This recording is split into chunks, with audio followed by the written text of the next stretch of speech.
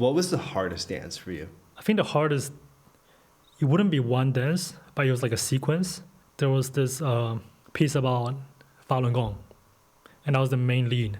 And then right after that was the Mongolian chopsticks, and that was also the main lead.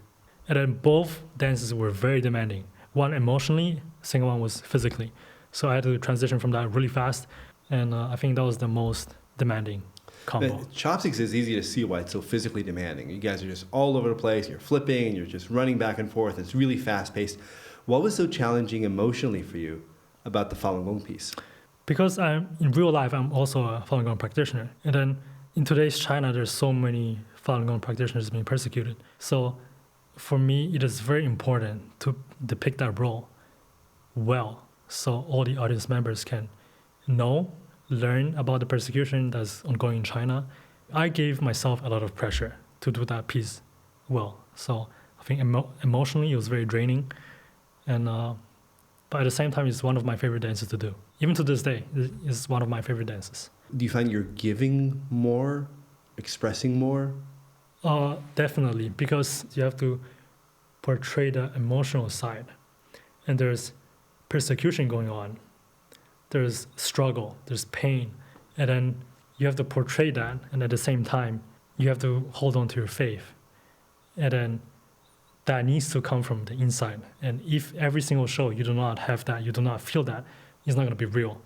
So in order to bring that out, you have to be in a state every single show.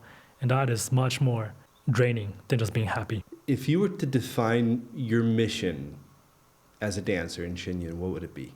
I think for me personally, Exchange's mission is to revive traditional Chinese culture, right? And in a lot of our pieces, we have stories that depict the spiritual side of Chinese culture. And we have stories about Buddhism, Confucianism, Taoism, and we touch upon modern China, where faith is being persecuted, including Falun Gong. And I think it is a very important thing for me as a dancer, to show people and tell them about the persecution that's going on in China today. And then I think as a dancer, I have the responsibility to use my platform to let them know about what's happening in China. And I had older mentors who came out from China, whose parents were still in China being persecuted, some were killed. And I think for them to have that, that mentality, even though their family is in danger, but they still choose to, use their voices to tell people about the persecution and help their family, I think that's very, very meaningful. And that's what I wish to do.